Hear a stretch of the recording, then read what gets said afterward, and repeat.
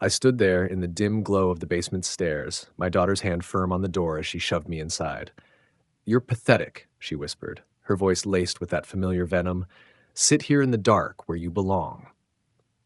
The lock clicked shut, echoing like a final judgment, but I didn't pound or plead. I just sank onto the cold concrete, my heart a quiet storm of resignation. For years, I'd poured my savings into her dreams, my labor into her home, my soul into her happiness, only to be discarded like yesterday's trash. Yet, as the party laughter filtered down from above, I felt a spark ignite. Justice wasn't a scream, it was a strategy. And tonight, her world would begin to unravel. Before we continue, please subscribe to stay updated on our latest stories and feel free to share your thoughts in the comments. That day, I found myself polishing champagne flutes in my daughter's kitchen at 6 a.m., not because the party started early, but because Chloe had texted me at midnight with a revised timeline that began with "Dad, emergency cleanup needed."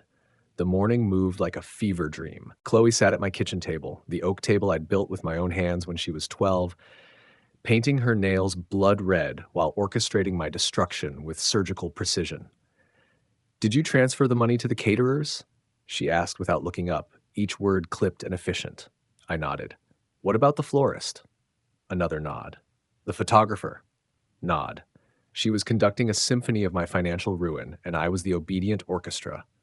But then I caught something that made my stomach drop. She was practicing in her phone's camera, not taking photos. Practicing. Rehearsing her shocked gasp, her delighted squeal, the way she'd cover her mouth when Blake proposed tonight. Over and over, perfecting each micro-expression like an actress preparing for opening night. "How's this look?" she asked, showing me her surprised face.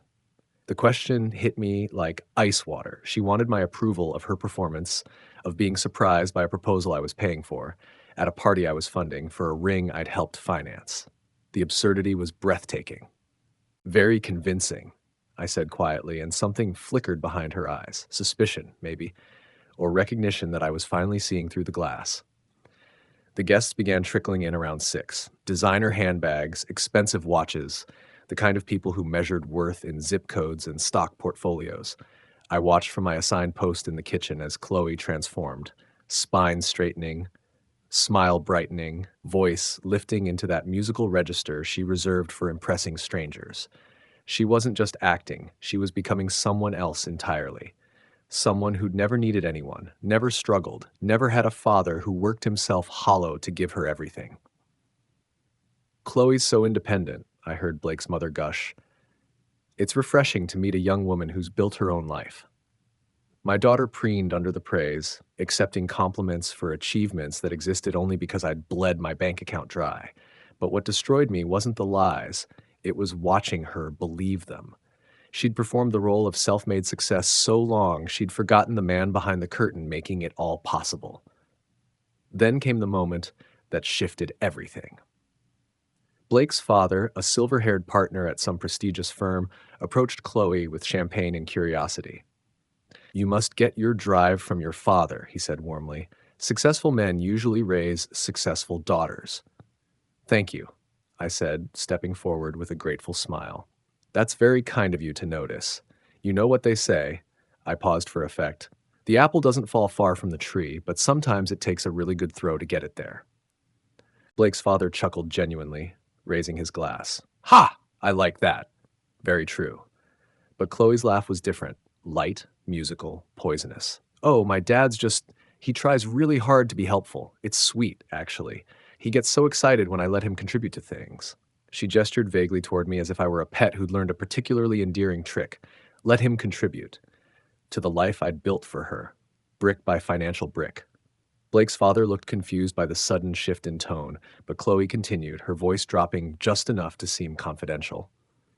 "Though honestly, between you and me, I think he needs this more than I do. Purpose, you know? Some people just need to feel useful." The words hit me like a physical blow. Useful. Not loved, not appreciated, not respected. Useful, like a tool she kept sharp for specific jobs. That's when our eyes met across the small circle. And in that instant, I saw something that made my blood freeze. She knew exactly what she'd done. The calculated cruelty, the public humiliation disguised as affection, and she didn't care. If anything, there was a challenge in her gaze, a silent dare. What are you going to do about it?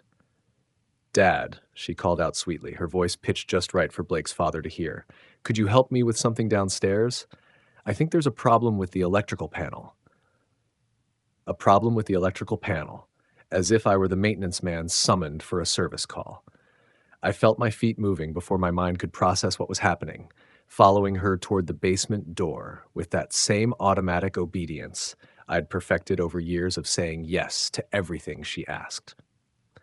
The basement door clicked shut behind us, and for a moment we stood in that dim space surrounded by the remnants of our family history. My old toolbox, still dusty from the last project I'd completed for her. Christmas decorations I'd carefully stored after hanging them in her living room. Photo albums she'd asked me to keep for safekeeping but never looked at again. Chloe, I said quietly, my voice echoing off the concrete walls, what's really going on here? She turned to face me, and in the half-light filtering down from upstairs, I saw something I'd never seen before. Not just coldness, but a kind of clinical detachment, like she was studying a specimen under glass. What's going on, she said slowly, is that you're embarrassing me. Again. Her voice was different down here, stripped of the honey-sweet performance she maintained upstairs. This was her real voice, sharp and cutting as winter wind. Embarrassing you? The words came out smaller than I intended. Chloe, I just made conversation with Blake's father. He was being kind. Kind?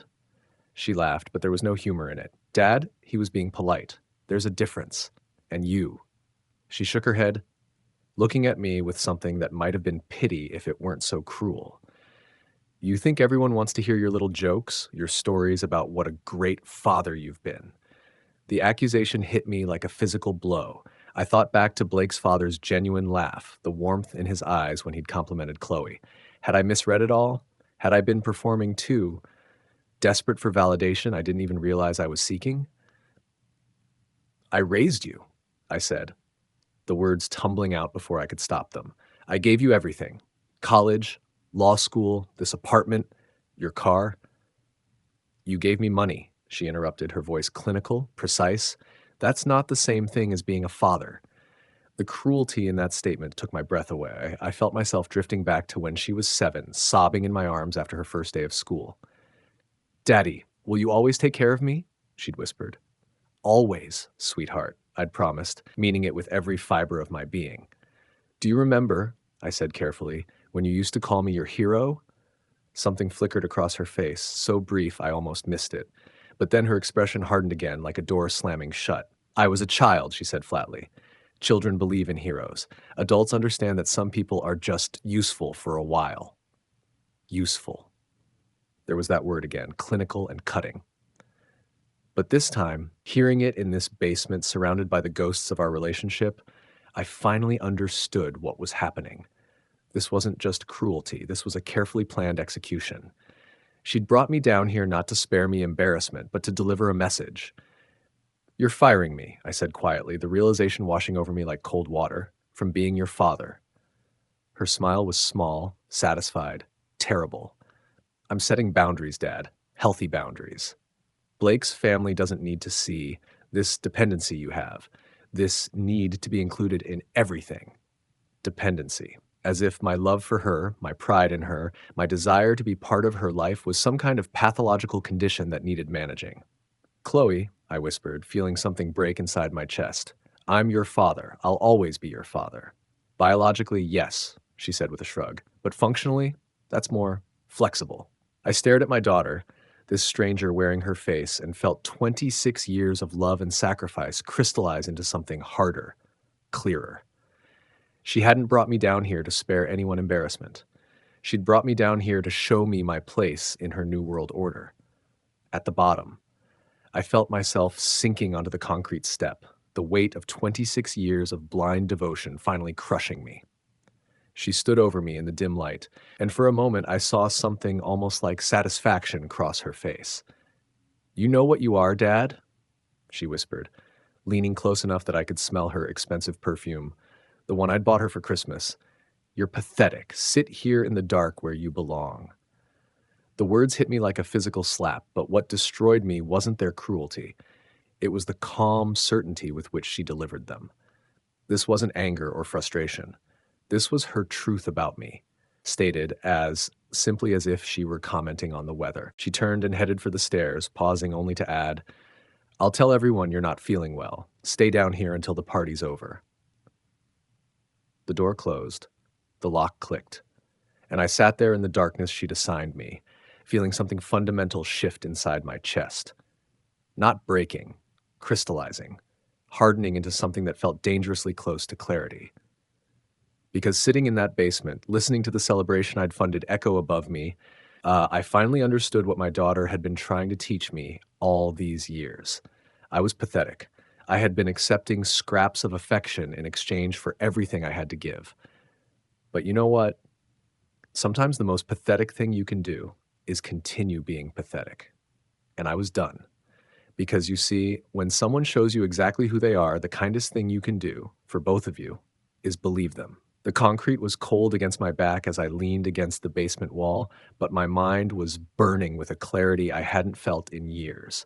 Above me, I could hear the muffled sounds of my daughter's perfect party: laughter, clinking glasses, the orchestra of a life I'd built but was no longer invited to enjoy.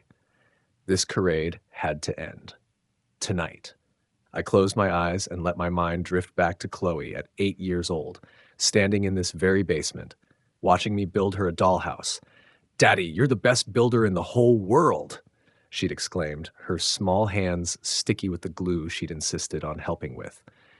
When had that adoring little girl learned to weaponize love? When had gratitude transformed into entitlement? Mike's voice echoed in my memory from last Christmas. "David, she's bleeding you dry and you're thanking her for the privilege. One day you're going to wake up and realize you raised a stranger." I'd been furious with him then. Now, sitting in this basement prison, I realized he'd been trying to save me from this exact moment. The sounds above shifted, chairs scraping, voices settling around the dining table. Chloe's voice carried clearly. "Everyone, please take your seats. We have something special planned for dessert." Her tone was electric with anticipation. The proposal was coming, but not yet. First, the dinner. First, the performance of perfect family harmony. That's when something clicked. After 30 years of living in this house, I knew every creaking board, every loose fixture, every maintenance trick, including the fact that the basement door lock had a safety release on this side. Installed years ago when Chloe was a toddler and I was paranoid about her getting trapped down here. The irony was beautiful. I stood up, feeling along the door frame until my fingers found the small manual release. One simple twist, and the lock disengaged with a soft click. The door opened silently. I'd oiled those hinges myself last month. I moved carefully through the house, staying to the shadows. Through the dining room doorway, I could see them all gathered around my grandmother's mahogany table, the one I'd restored for Chloe's housewarming. Blake's parents looked pleased and expectant.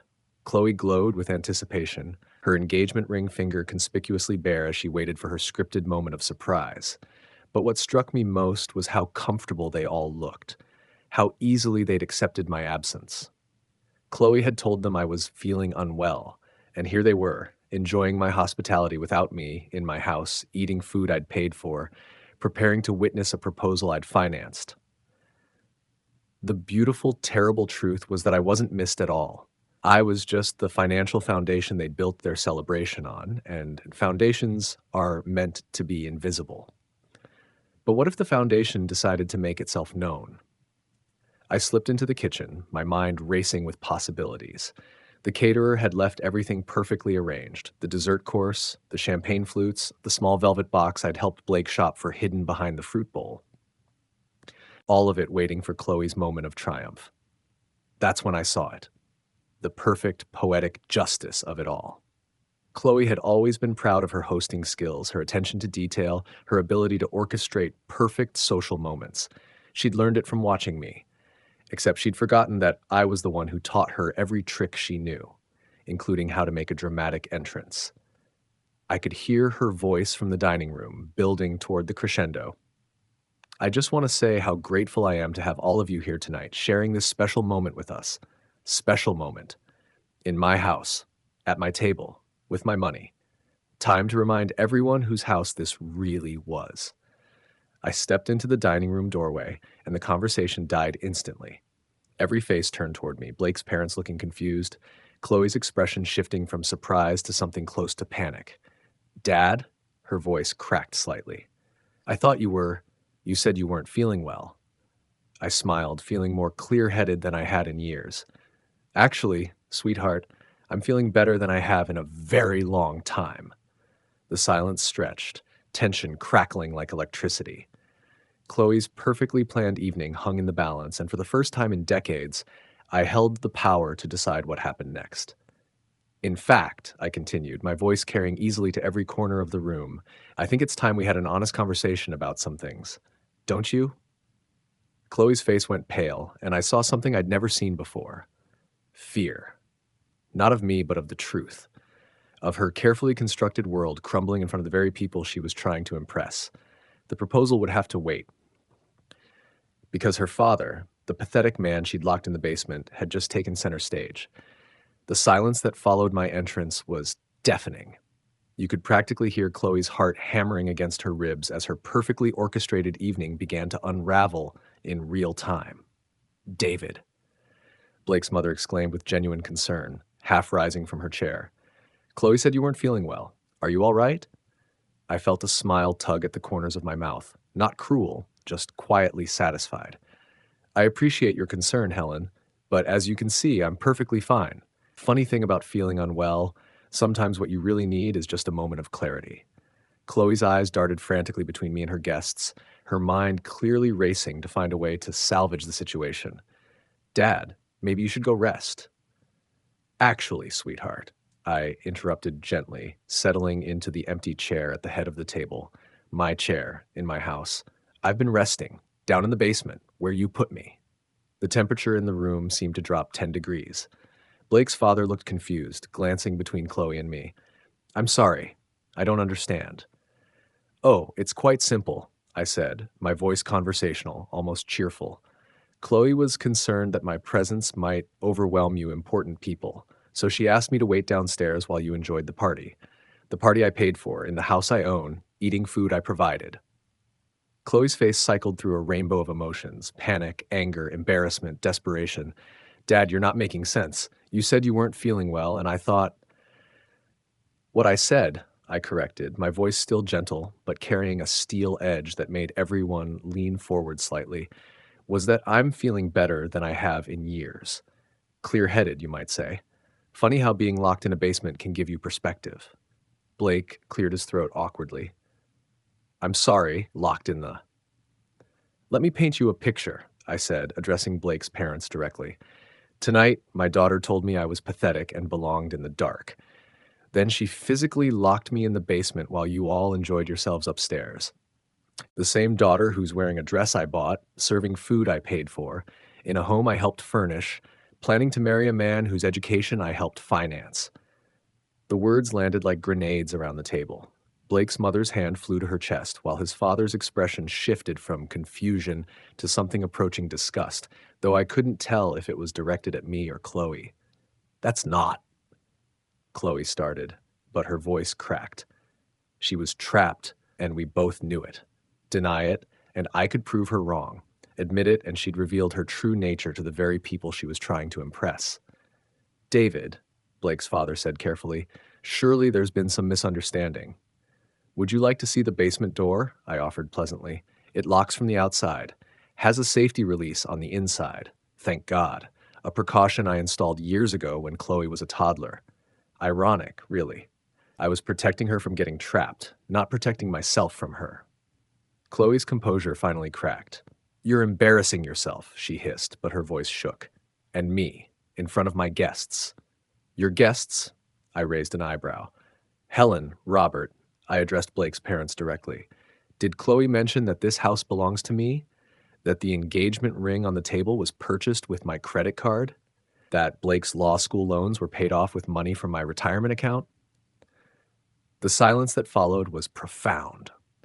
Blake looked like he'd been punched in the stomach, while his parents exchanged meaningful glances, the kind that spoke volumes about their sudden reassessment of the young woman they'd thought was so impressively independent. Mr. Thompson, Blake's father said slowly, I think there may be some things we need to discuss. But Chloe wasn't done fighting. She stood abruptly, her chair scraping against the hardwood floors I'd refinished last summer. This is ridiculous. Dad, you're having some kind of episode. Maybe we should call someone. The only episode I'm having, I said calmly, is a moment of clarity, 26 years overdue. I turned back to Blake's parents. Would you like to know how much money I've given your future daughter-in-law over the past decade? I have receipts. Dad, stop. Chloe's voice was raw now, all pretense abandoned. Just stop. Why? I asked, genuinely curious.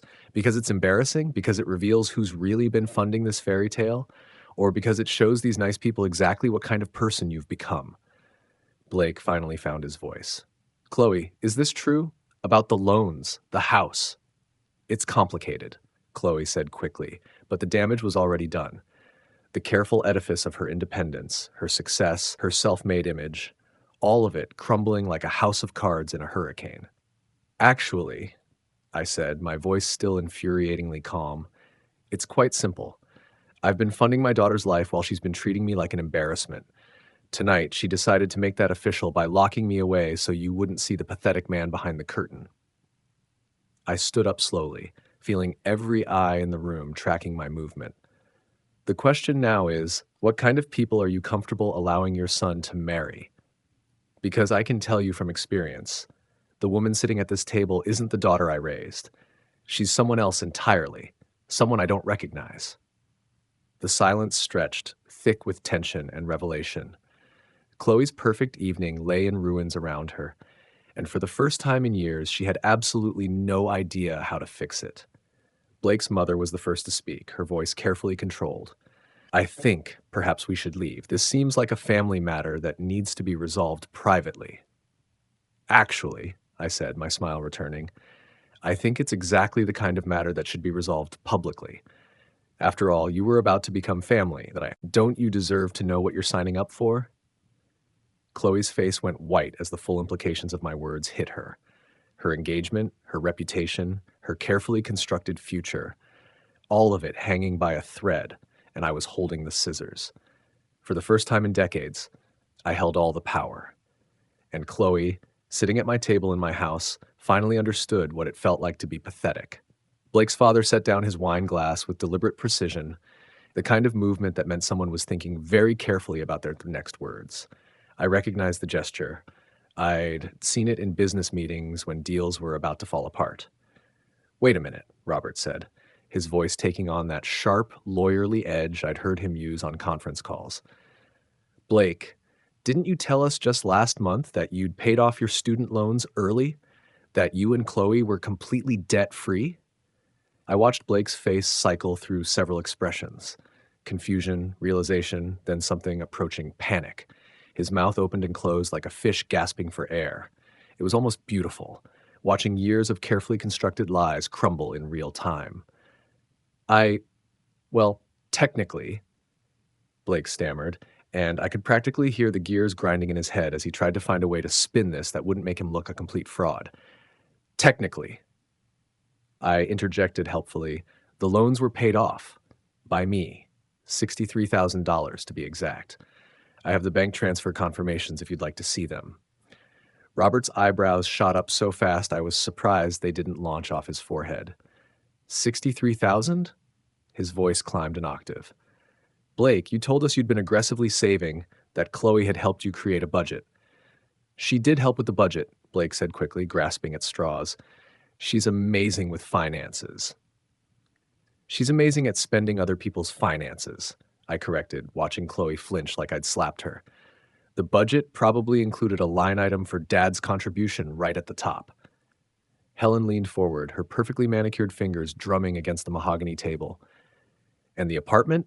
The one you've been telling us about, with the marble countertops and the view of the park? I couldn't help myself. I started laughing. Not cruelly, just with genuine amusement at the scope of their deception. The apartment I helped purchase, down payment, closing costs, first 6 months of mortgage payments, that marble, I helped pick it out. The view Chloe loves so much, she made me install blackout curtains because the morning light was too intense. The silence that followed was the kind you hear right before an avalanche. Robert's face was transitioning through shades of red I didn't know existed, while Helen looked like someone had just told her the family jewels were costume pieces. "So let me understand this correctly," Robert said, his voice deadly quiet. I recognized that tone. It was the same one I used right before firing someone. "For the past year, you two have been bragging about your financial independence, your smart investments, your debt-free lifestyle, and it's all been funded by Chloe's father?"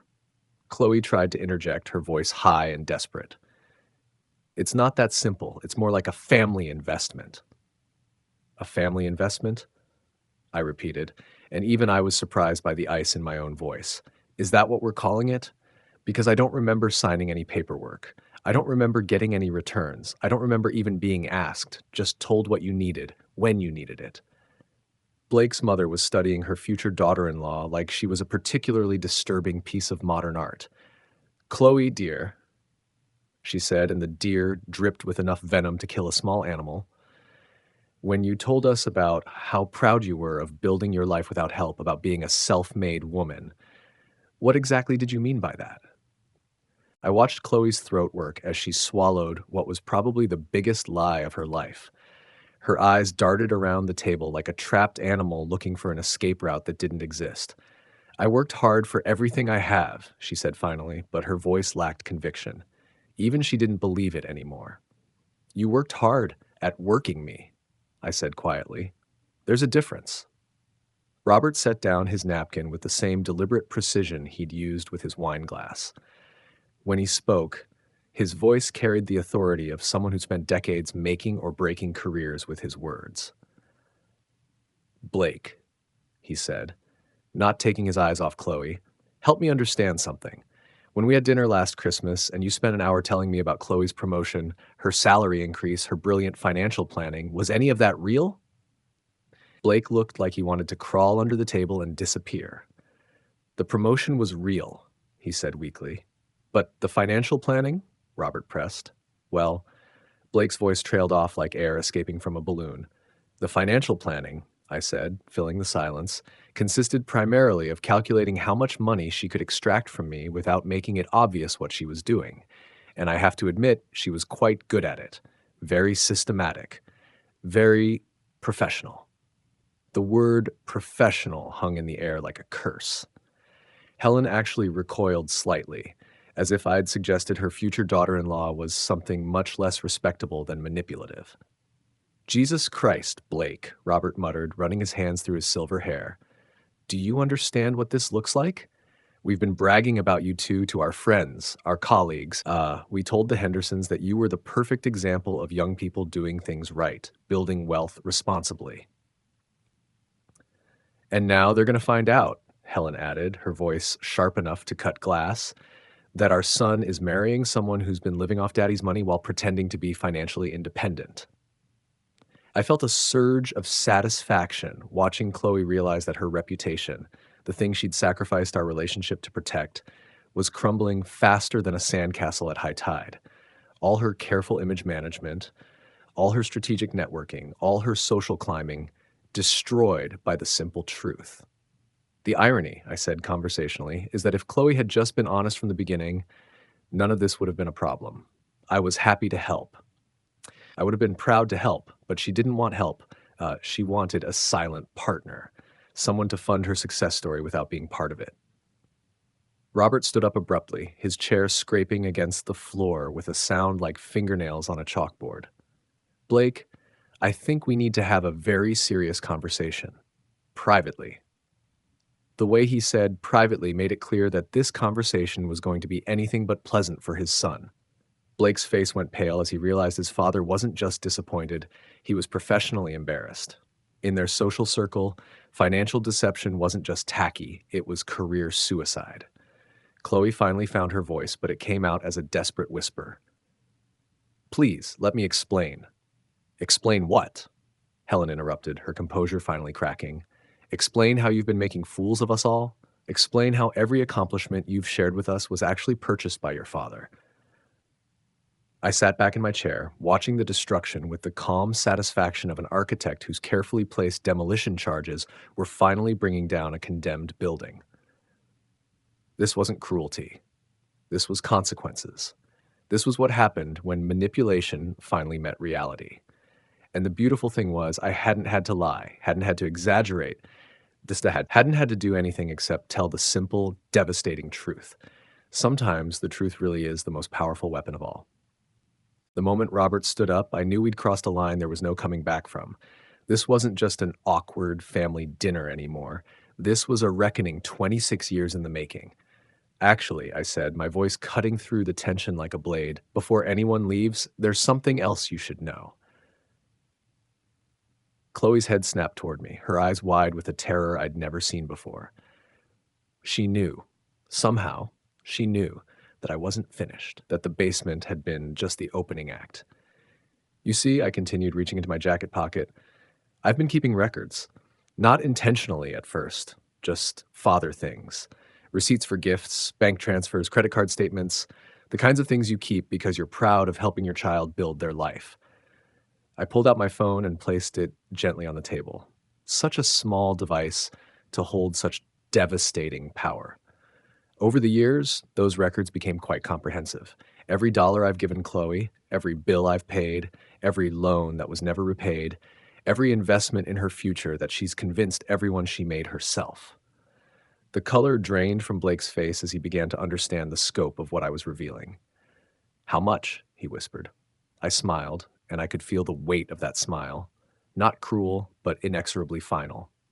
Since her 18th birthday, $437,622.38.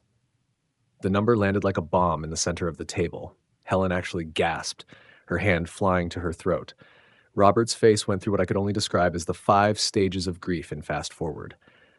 "That's impossible," Chloe said, but her voice cracked on the word impossible. She knew it wasn't. She'd been there for every transaction, every request, every carefully crafted story about why she needed just a little more help. "College tuition," I said, my voice taking on the rhythm of a eulogy.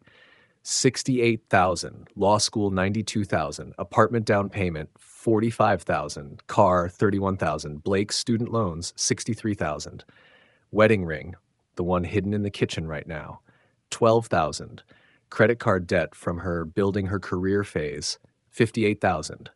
Should I continue? Blake's mouth was hanging open like a broken door. "Chloe, you told me you'd saved for the ring yourself. You said it was your grandmother's money."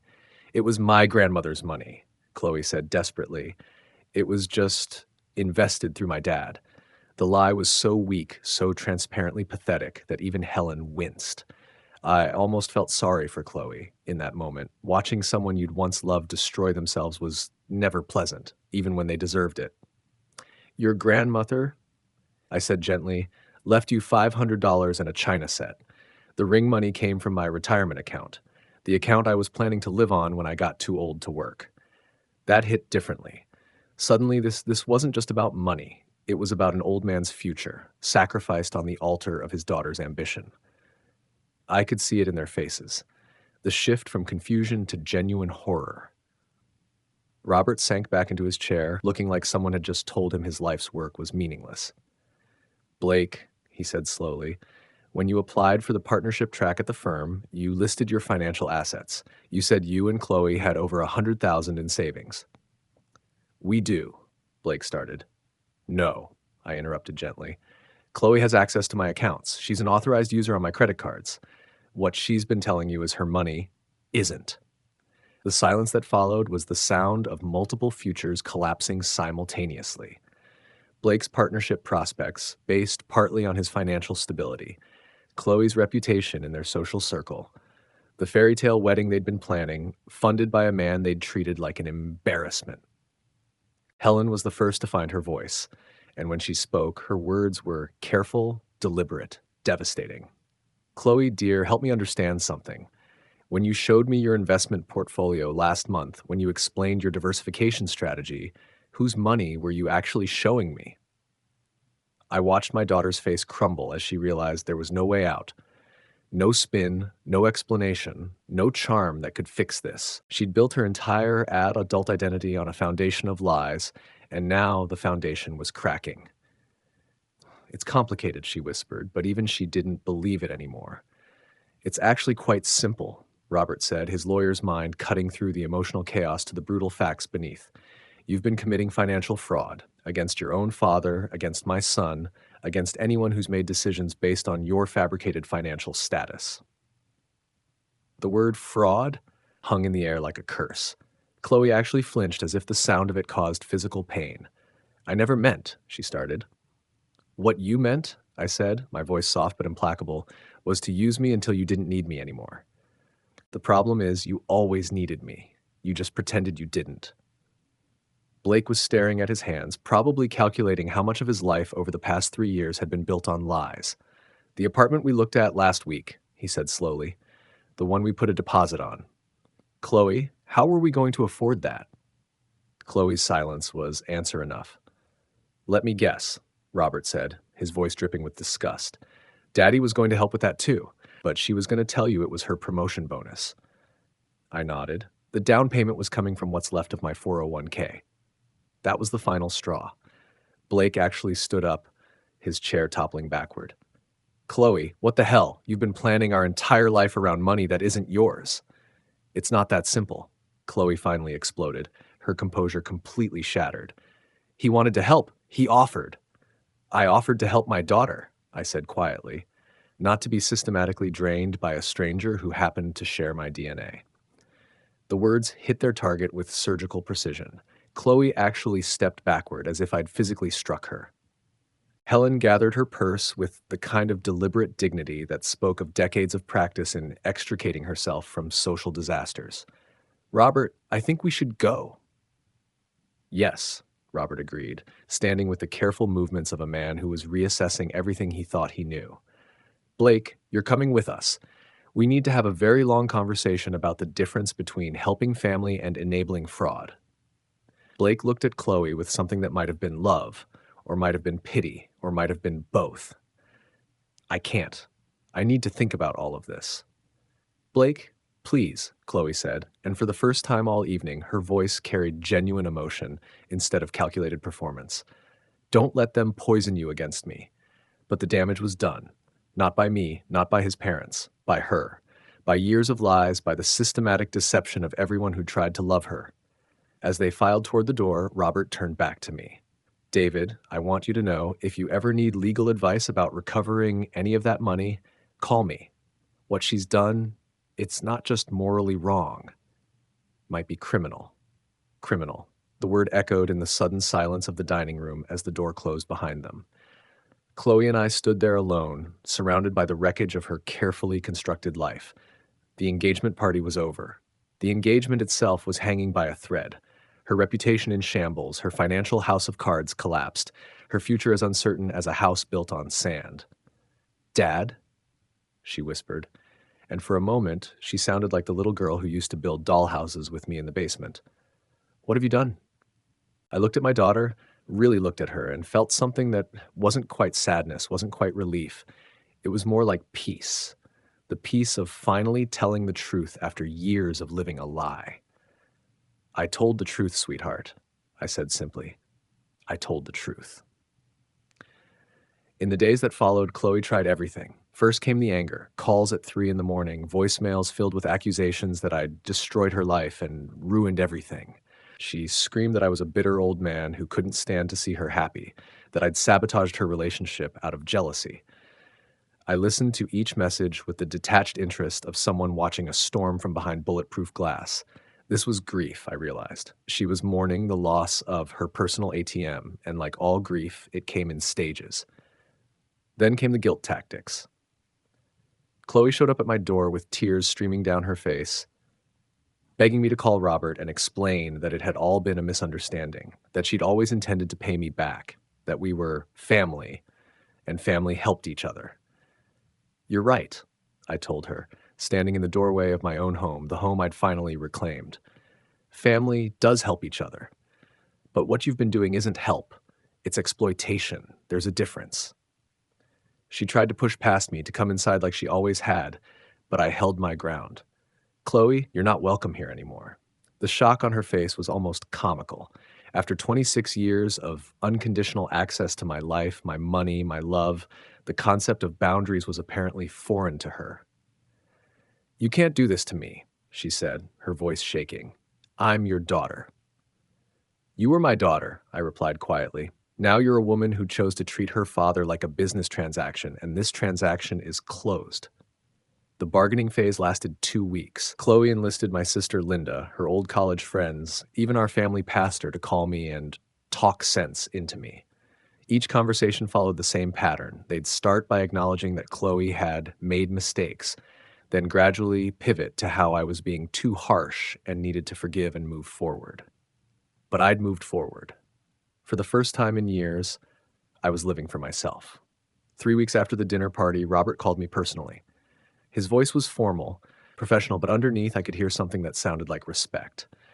David, I wanted you to know Blake and Chloe's engagement is officially over. We've also arranged for full restitution of any money Blake spent that came from your accounts. It's going to take some time, but every dollar will be returned with interest. I felt something I hadn't expected, a small pang of sadness. Not for the money, but for Blake. He'd been as much a victim of Chloe's manipulation as I had been. Robert, that's not necessary, I started. Yes, it is, he interrupted firmly. My son may have been fooled, but he's not a thief. He'll work every day for the next 5 years to pay back what he unknowingly accepted from you. It's a matter of honor. Honor. Such an old-fashioned concept, but one that apparently still meant something to some people. 2 months later, I received a text from Chloe. I got a new job, making 6 figures. I don't need your money anymore. I stared at the message for a long time, marveling at how she still didn't understand. It had never been about the money. It had been about respect, about love, about being treated like a human being instead of a resource to be mined. I didn't respond. My brother Mike visited last weekend, sitting in the kitchen that finally felt like mine again. You know, he said, nursing a beer and looking around the space, this place feels different. Lighter, somehow. He was right. The house felt like home again instead of a branch office of Chloe's life. I'd redecorated, moved things around, made it mine. For the first time in years, every decision I made was about what I wanted, not what someone else needed from me. Any regrets? Mike asked. I thought about it seriously, rolling the question around in my mind like a stone in my mouth. Did I regret losing my daughter? Did I regret the money? The money? Did I regret 26 years of unconditional love? I regret that it took me so long to see what she'd become, I said finally. I regret enabling her transformation from a loving child into someone I didn't recognize. But stopping it when I did? No, that I don't regret. Mike nodded slowly. Love without boundaries isn't love, he said. It's enabling. You finally learned the difference. He was right. Love, real love, required respect, reciprocity, and recognition of each other's humanity. What Chloe had given me was conditional affection in exchange for unconditional support. That wasn't love. It was a business arrangement disguised as family.